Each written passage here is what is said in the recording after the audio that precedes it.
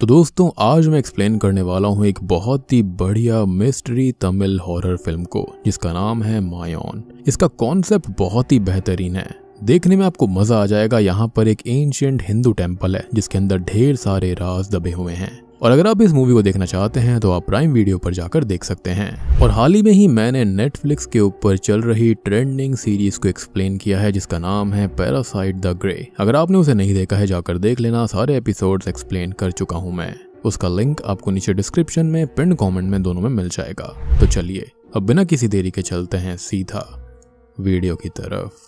तो मूवी की शुरुआत में हम तमिलनाडु के एक मंदिर को देख पाते हैं जिसका नाम मायोन टेम्पल था, जो कि शाम होने की वजह से बंद होने ही वाला था कि तभी वहां के पुजारी का बेटा उसके पास आकर उनसे रात में मंदिर में ही रुकने के बारे में पूछने लगता है, क्योंकि वो रात में मंदिर में हो रही घटनाओं की वीडियो बनाकर इंटरनेट के ऊपर अपलोड करना चाहता था, जिस पर पुजारी जी साफ साफ इनकार कर देते हैं। और इसका कारण ये होता है कि मंदिर में रात में रुकने वाला इंसान पागल हो जाता था, लेकिन उसका बेटा पुजारी की बातों को ना मानकर मंदिर के बंद होने से पहले मंदिर में ही छुप जाता है। अब रात में वीडियो बनाने के लिए वो तैयार था कि तभी अचानक से उसका फोन खराब हो जाता है और मंदिर में कुछ अजीब तरह की वाइब्रेशंस होने लगती हैं, जिसको सुनने के बाद वो पागल सा हो गया था। और तभी उसके ऊपर एक काले कलर का बहुत बड़ा सर्प हमला कर देता है, यानी कि सांप हमला करता है, जिसके बाद सीन यहीं पर कट हो जाता है। जिसके बाद एक न्यूज आ रही होती है जिससे हम ये जान पाते हैं कि कुछ सालों से बहुत सारे आर्कियोलॉजिस्ट मारे जा रहे हैं, जिनमें एक चीज कॉमन थी कि वो पुरानी और वैल्यूएबल मूर्ति की खोज करा करते थे,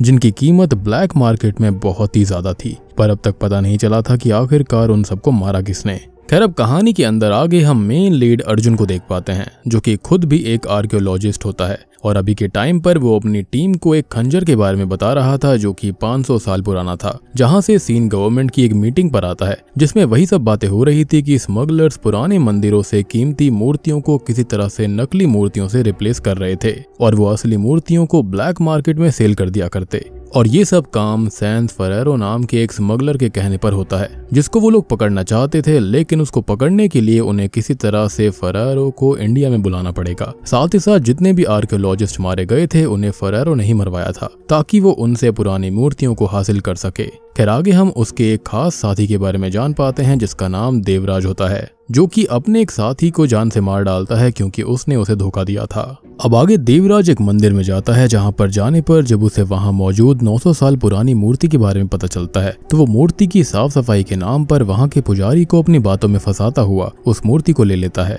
खैर अब जैसे ही उसके हाथ में वो मूर्ति लगती है तो वो उसे लेकर तुरंत ही पहुंच जाता है अर्जुन के पास में, जहां पर उन दोनों की बातों से हम ये जान पाते हैं कि असल में अर्जुन भी देवराज के साथ मिला हुआ था और तब अर्जुन भी उस असली मूर्ति को नकली मूर्ति से बदलने के लिए उस मूर्ति की एक हूबहू नकल बनवा देता है, जिससे उस पुजारी को देवराज के ऊपर शक नहीं हुआ था और देवराज ने भी असली मूर्ति को सैंस फरेरो के पास भेज दिया, जिससे उसको और अर्जुन को काफी अच्छे खासे पैसे मिलते हैं। खैर अब कुछ ही समय के बाद में हम देख पाते हैं कि अर्जुन अपने घर पर होता है, तब उसके पास देवराज का कॉल आता है जिसको मायोन कृष्णा टेम्पल के बारे में पता चला था। और अब उन दोनों की बातों से हम जान पाते हैं कि असल में उस मंदिर में बहुत सारा खजाना मौजूद है और देवराज चाहता है कि अर्जुन वहां पर मौजूद आर्कियोलॉजिस्ट की टीम में शामिल हो जाए ताकि उनके काम के साथ साथ वो लोग वहां पर मौजूद खजाने को खुद ढूंढकर मालामाल बन सकते थे। अब क्योंकि अर्जुन भी काफी समय से कुछ बड़ा काम करना चाहता था, इसलिए वो देवराज की बात मान जाता है। तब देवराज भी उसका ट्रांसफर अपनी पावर की मदद से तमिलनाडु में करवा देता है,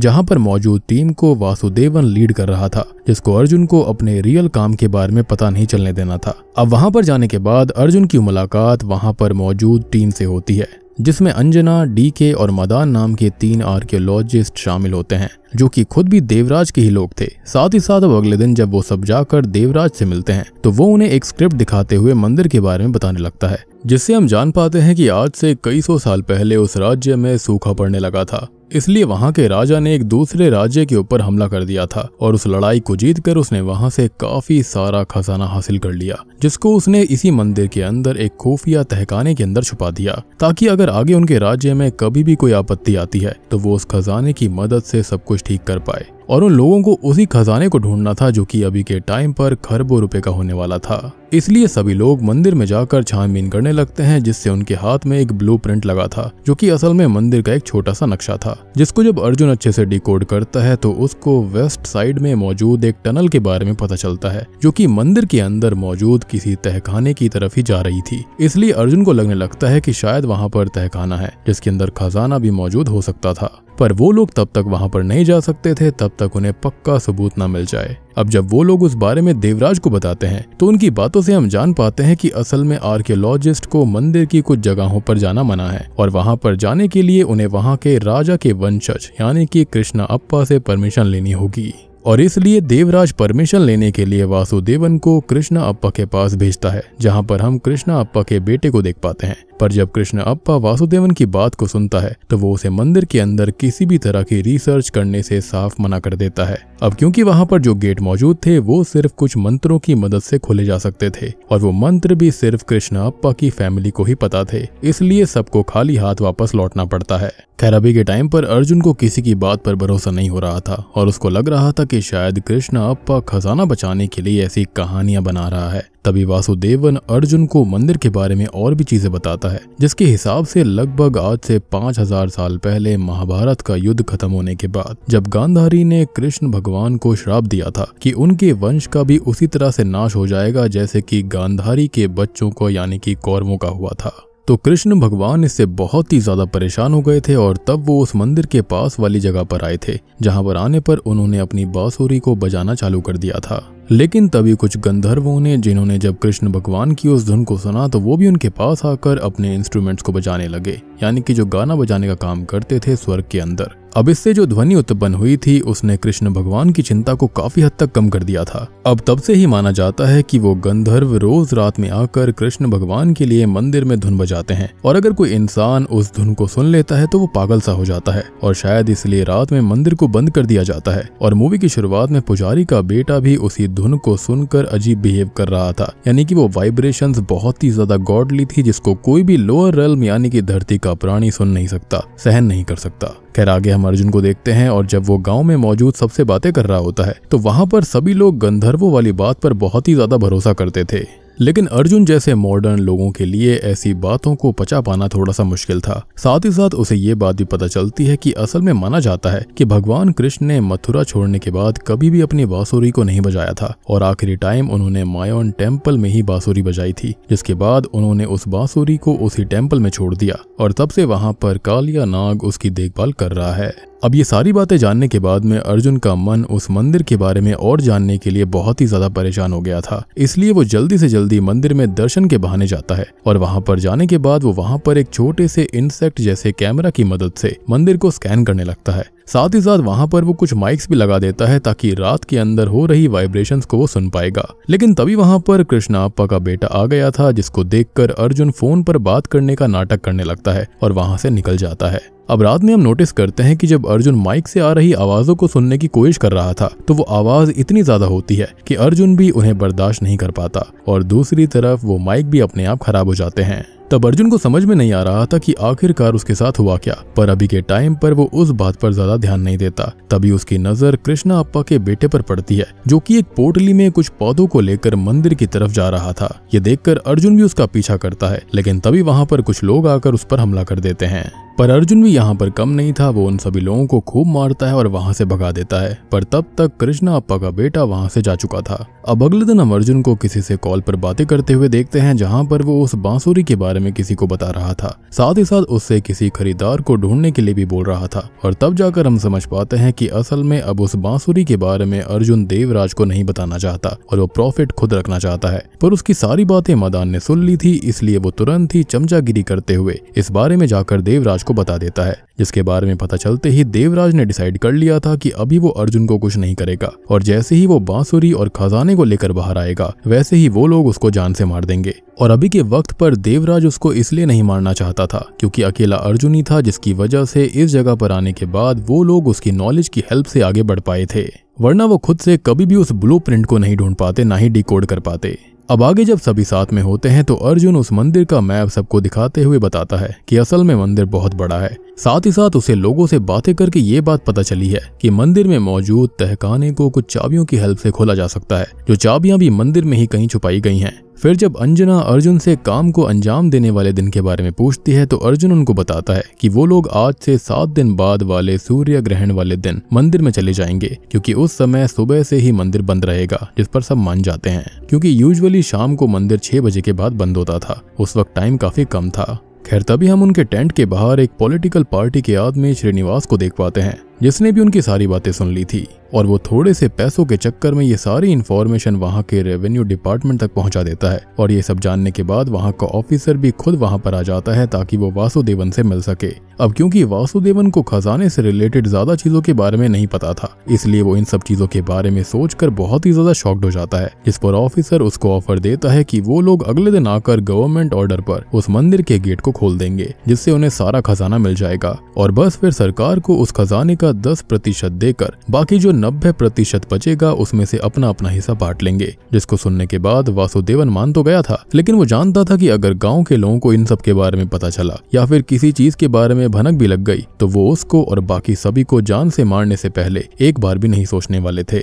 जिस पर ऑफिसर उसे ज्यादा टेंशन ना लेने के लिए कहता है और वहां से चला जाता है। अब आगे वासुदेवन ये सारी बातें देवराज को बताता है, क्योंकि उसे देवराज के उस प्लान के बारे में पता ही नहीं था। वो जानता नहीं था कि देवराज कैसा व्यक्ति था। और अब क्योंकि यहाँ पर पॉलिटिकल पार्टी के नेता वगैरह की इन्वॉल्वमेंट होने की वजह से देवराज का पूरा प्लान बिगड़ सकता था, इसलिए वो अर्जुन को सब बताता है। और तब अर्जुन बाकी सब के साथ मिलकर डिसाइड करता है कि आज रात में ही वो अपनी चोरी को अंजाम देंगे, ताकि अगर कल गवर्नमेंट वहाँ पर आ भी गई तब उन्हें वहाँ पर खजाना मिलेगा ही नहीं। और वो उस बात का इल्जाम अर्जुन या फिर किसी पर भी नहीं डाल सकते थे, क्योंकि रूल्स के हिसाब से मंदिर 6 बजे ही बंद कर दिया जाता था। तब अर्जुन की बातों से हम ये जान पाते हैं कि वो सबके साथ वेस्ट वाली उस सुरंग के अंदर जाने वाला है, जिसके बारे में उन्हें कंफर्म ही नहीं था कि वो टनल सच में अंदर जाती भी है या फिर नहीं। खैर देवराज भी उस प्लान के लिए मान जाता है और उसने अब बांसुरी के बारे में फरारो तक भी खबर पहुंचा दी थी। और क्योंकि बांसुरी सच में उस खजाने से भी ज्यादा इंपॉर्टेंट थी, इसलिए फरारो खुद ही उस बांसुरी को लेने के लिए इंडिया आ रहा था। खैर रात में हम देख पाते हैं कि अब अर्जुन और बाकी सभी उस मंदिर के अंदर उस टनल से चले गए थे।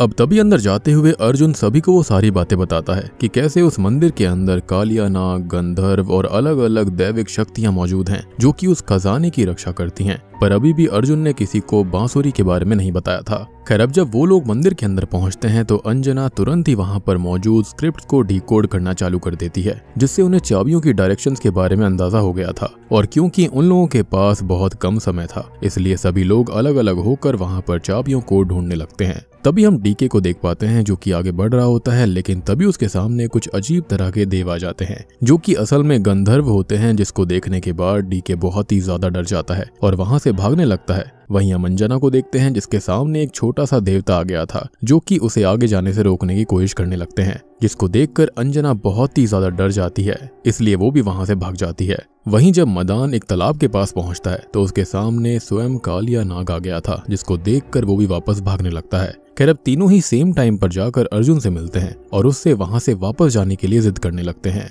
अब पहले तो अर्जुन को उनकी बातों पर भरोसा नहीं था, लेकिन तभी अर्जुन को भी लगने लगता है कि मंदिर के अंदर कोई मौजूद जरूर है। और तभी उनके सामने एक आदमी आता है, जो कि कोई और नहीं बल्कि कृष्ण अप्पा का बेटा था, जिसको देखकर अर्जुन समझ जाता है कि मंदिर में असल में कुछ भी नहीं है। सब कुछ कृष्ण अप्पा के बेटे ने ही सेटअप किया हुआ था, ताकि कोई भी वहां से खजाना चुराकर भाग ना पाए। इसलिए अभी वो उसको बेहोश करके एक रूम में बंद कर देता है और वापस से सब साथ में मिलकर चाबियों को ढूंढने लगते हैं, जिन चाबियों के 3 टुकड़े उन्हें काफी आराम से मिल गए थे, लेकिन चौथा और आखिरी टुकड़ा उन्हें अभी तक नहीं मिला। तब अर्जुन अपने दिमाग का इस्तेमाल करता है और कुछ कैलकुलेशन से एक दीवार के सामने पहुंच जाता है, जिस पर कृष्ण भगवान की एक मूर्ति बनी हुई थी। अब पहले तो वहां पर भी उनके हाथ कुछ नहीं लगता, लेकिन तभी चांद की रोशनी उस मूर्ति पर पड़ती है, जिससे वहां पर मौजूद फाइनल टुकड़ा भी चमकने लगा था, जिसको देखकर अर्जुन तुरंत ही उसे वहां से निकाल लेता है। वहीं हम वासुदेवन को देख पाते हैं, जिसे रेवेन्यू डिपार्टमेंट के ऑफिसर की मदद से मंदिर का सर्च वारंट मिल गया था, जिसको लेकर जब वो कृष्ण अप्पा के घर जाता है तो वहां पर अब कृष्ण अप्पा भी कुछ नहीं कर पाता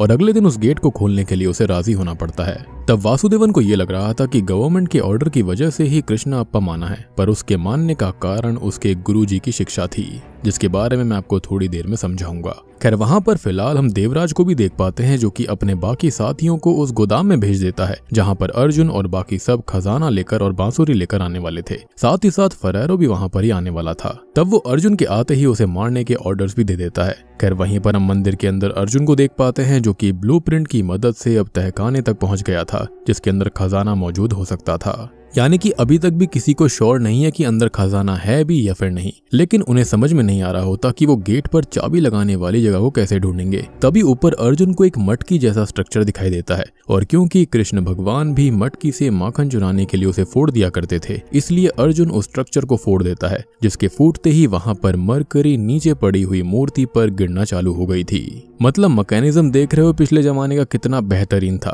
खैर अब जैसे ही ऊपर से मरकरी खत्म होती है वैसे ही नीचे एक दरवाजा ओपन होता है जिसमें एक तरह का चक्का लगा हुआ था और जैसे ही वो लोग घूमते हैं तो उनके सामने एक और रास्ता आ जाता है जिसको क्रॉस करने पर अब उनके सामने एक गेट आ चुका था जिसके अंदर 4 खाने बने हुए थे, जिसमें से एक सोने का था, दूसरा चांदी का, तीसरा ब्रॉन्ज का होता है और चौथा लोहे का। और इन चारों में से ही किसी एक के अंदर वो चाबी लगानी थी, लेकिन अर्जुन ब्रॉन्ज वाले सेक्शन में चाबी लगाता है क्योंकि कृष्ण भगवान का जन्म एक तरह से तीसरे पीरियड यानी कि ब्रॉन्ज पीरियड में हुआ था। इसका मतलब ये चारों मेटल्स अलग अलग युगों को दर्शाया करते थे, जैसे कि गोल्डन पीरियड वाला होता है सतयुग, चांदी वाला द्वापर होगा और ब्रॉन्ज वाला त्रेता युग होगा और लोहे वाला कलयुग को। खैर अब जैसे ही वो गेट खुलता है तो अर्जुन और बाकी सबकी आंखों के सामने खजाना आ चुका था, जिसको देखने के बाद सभी बहुत ही ज्यादा खुश थे। पर अभी के टाइम पर कृष्णा अप्पा और बाकी सब भी मंदिर को खोलने की कोशिश कर रहे थे, इसलिए सभी जल्दी जल्दी कुछ कीमती चीजें भरने लगते हैं। तभी अर्जुन वहां पर एक और गेट को नोटिस करता है जिस पर इन्फिनिटी का सिंबल बना हुआ था, पर अभी उनके पास इतना टाइम नहीं था कि वो उसको खोल पाएं और इसलिए जल्दी से जल्दी वो यहाँ से ज्यादा चीजें भरकर वहां से तुरंत उसी टनल के जरिए निकल जाते हैं जो कि वेस्ट में ही बनी हुई थी। तब अर्जुन भी बाकी सबको लेकर वहां से उसी गोदाम में जाने लगता है जहां पर फरेरो आने वाला था। लेकिन वहां पहुंचने के बाद जब वो लोग अपने बैग्स को चेक करते हैं तो उसके अंदर शॉकिंगली बस लकड़ियां भरी हुई थी। जी हाँ, जिनको देखकर तो उनकी सिट्टी पिट्टी गुम हो जाती है क्योंकि उन्होंने खुद खजाने को अपने हाथों से भरा था।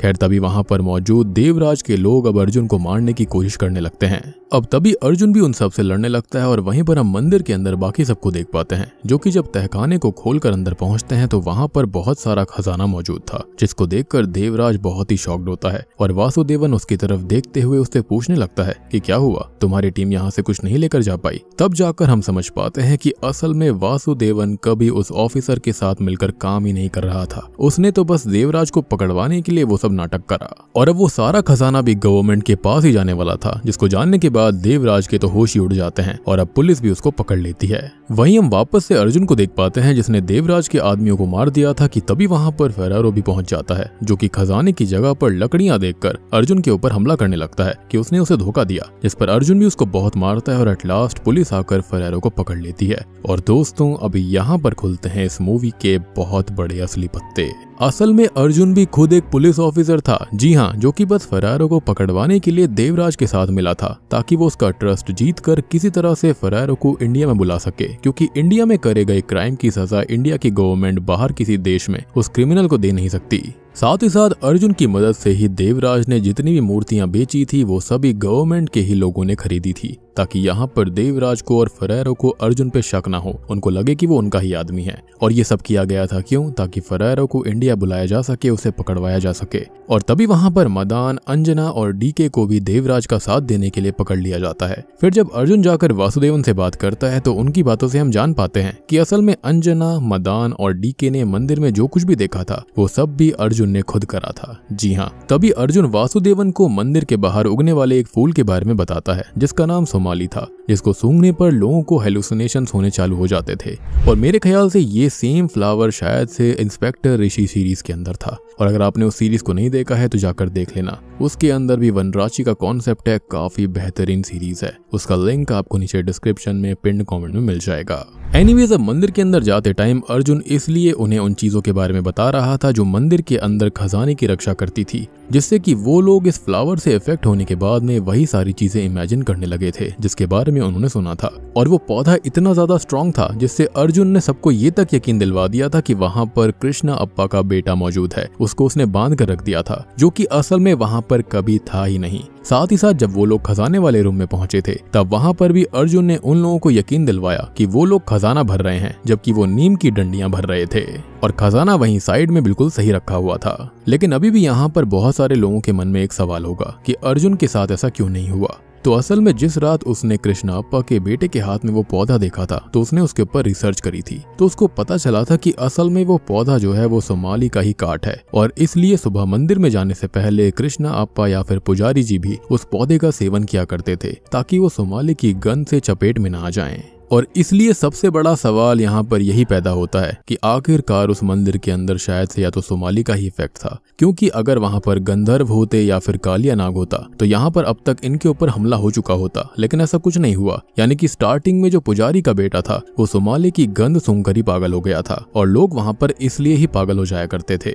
लेकिन फिर एक और इंटरेस्टिंग चीज आती है कि अंदर लगाए गए जो माइक थे अर्जुन के द्वारा वो खराब क्यों हो गए थे, उसको अजीब सी आवाज क्यों सुनाई दी थी, तो इसका रीजन भी आपको समझाऊंगा, बस थोड़ा सा रुक जाओ। एनीवेज, अब अर्जुन ने भी उस मंदिर के अंदर जाने से पहले इस पौधे का सेवन किया था ताकि वो सोमाली के चपेटे में ना आ जाए। खैर, अब उसकी प्लानिंग के बारे में जानने के बाद वासुदेवन बिल्कुल शॉक्ड रह जाता है। तभी बाकियों के बारे में पूछने पर अर्जुन बताता है कि डीके और अंजना क्योंकि अभी के टाइम पर सरकारी गवाह बनने के लिए तैयार हैं, इसलिए उनको छोड़ दिया गया है। लेकिन देवराज, मदान और फेरारो तीनों ही लंबे समय के लिए अंदर जाने वाले थे। दूसरी तरफ हम कृष्णाप्पा को देखते हैं जो कि अपने गुरुजी से मिलकर उनको सब बताता है। और अब यहाँ पर गुरुजी वाली बात आएगी कि क्यों कृष्णाप्पा गवर्नमेंट के लिए नहीं बल्कि गुरुजी के कहने पर सब कुछ कर रहा था। तो गुरुजी उसको समझाते हैं कि वो लोग वहाँ इसलिए जा पाए क्योंकि सब कृष्ण भगवान की मर्जी थी और यही रीजन था जो अर्जुन के माइक वगैरह थे वो वहां पर खराब हो गए थे और वो अजीब सी आवाज भी वही थी, क्योंकि जो सोमाली फ्लावर का इफेक्ट होगा वो फिजिकल होगा, ना कि वो कैमरा के जरिए या फिर माइक के जरिए पहुंच सकता है। और स्टार्टिंग में जो पुजारी जी का बेटा था वो भी वाइब्रेशन सुनकर पागल हुआ था, तो शायद से वहां पर रियल गंधर्व होंगे। खैर, अब गुरुजी कृष्णाप्पा को बताते हैं कि पिछली रात रोहिणी नक्षत्र था जिस समय कृष्ण भगवान पैदा हुए थे और इसलिए उस दिन गंधर्व वहां नहीं आते। और गुरुजी बोलते हैं कि इस चीज को तुम अर्जुन और बाकी सबकी किस्मत भी समझ सकते हो, साक्षात कृष्ण भगवान का हाथ था उनके ऊपर क्योंकि वो कुछ अच्छा काम कर रहा था। खैर, अभी भी कृष्णाप्पा थोड़ा सा उदास था, जिस पर उसके गुरुजी उसे एक अंगूठी देते हैं जिस पर भी सेम वैसा ही इन्फिनिटी सिंबल बना हुआ था जैसे अर्जुन ने तहखाने के अंदर देखा था। और अब मैं आपको यहाँ पर एक बहुत बड़ा प्लॉट रिवील करता हूँ जो कि बहुत ही धुआं उठा देगा। खैर, तभी वहाँ कृष्णाप्पा और गुरुजी की बातों से एक चीज साफ हो जाती है कि अभी भी मंदिर के अंदर कुछ तो ऐसा है जिसके बारे में किसी को भी नहीं पता, लेकिन गुरुजी जरूर जानते हैं। वहीं हम अर्जुन को देखते हैं जो कि जब अंजना को लेने जाता है तो अंजना उससे उस बांसुरी के बारे में पूछने लगती है, जिस पर अर्जुन बोलता है कि उसने फेरारो को बुलाने के लिए वो सारा झूठ बोला था। लेकिन तभी हम मूवी के आखिरी सीन में देख पाते हैं कि असल में इन्फिनिटी सिंबल वाले वॉल के पीछे ही गंधर्व आया करते थे। जी हाँ, साथ ही साथ हम वहाँ पर कालिया नाग को भी देख पाते हैं जो कि असल में वहाँ पर खजाने को नहीं बल्कि वो तो असली खजाने की रक्षा कर रहे थे जो है श्री कृष्ण भगवान की बांसुरी। और इस खजाने को आगे रखने का मतलब ही यही था ताकि लोग इस मटेरियलिस्टिक खजाने को लेकर वहां से निकल जाएं और असली चीज तक, असली खजाने तक कभी पहुंच ही ना पाएं। और मेरे ख्याल से इस बांसुरी की रक्षा इसलिए की जा रही थी क्योंकि उसको लेने वाले के पास बहुत ही ज्यादा शक्ति आ सकती थी और अगर वो गलत हाथों में गई तो बहुत ही बड़ा नाश हो सकता था। और मेरे ख्याल से अर्जुन और महाभारत का लिंक आपको पता होगा, कृष्ण भगवान सारथी थे अर्जुन के, तो शायद से यहाँ पर अर्जुन के साथ इसलिए उसकी किस्मत अच्छी रही थी क्योंकि कहीं ना कहीं उसके ऊपर श्री कृष्ण भगवान का आशीर्वाद था। उसके इरादे बिल्कुल नेक थे और वो सब कुछ अच्छा करना चाहता था। और बूम, इसी के साथ में ये मूवी यहीं पर खत्म हो जाती है। तो दोस्तों, ये थी मायन फिल्म की कहानी। उम्मीद करता हूँ कि आपको ये फिल्म पसंद आई होगी। देखो, पर्सनली मुझे तो फिल्म काफी इंटरेस्टिंग लगी, कॉन्सेप्ट काफी ज्यादा मिस्टीरियस था। आप लोग बताना कि आपको ये फिल्म कैसी लगी, और अगर आप चाहते हैं मैं इस तरह की और फिल्म्स लेकर आऊं और कॉन्सेप्ट लेकर आऊं तो जरूर कमेंट में बता दीजिए। 500 कमेंट कर दीजिए, 10,000 लाइक कर दीजिए इस वीडियो को, ताकि अगला पार्ट मैं जल्दी से जल्दी लेकर आऊंगा। बाकी अगर आपका कोई भी डाउट है तो आप कमेंट सेक्शन के अंदर पूछ सकते हैं। और वीडियो खत्म होने से पहले मैं आपको बताना चाहूंगा कि मैंने पैरासाइट द ग्रे सीरीज को एक्सप्लेन कर दिया है जो कि नेटफ्लिक्स के ऊपर हाल ही में आई है, ट्रेंडिंग में चल रही है। तो अगर आपने उसे नहीं देखा है जाकर देख लेना, उसका लिंक आपको नीचे डिस्क्रिप्शन में, पिन कमेंट में, दोनों में मिल जाएगा। तो मैं आप सबको मिलता हूँ अगली वीडियो के साथ में, तब तक के लिए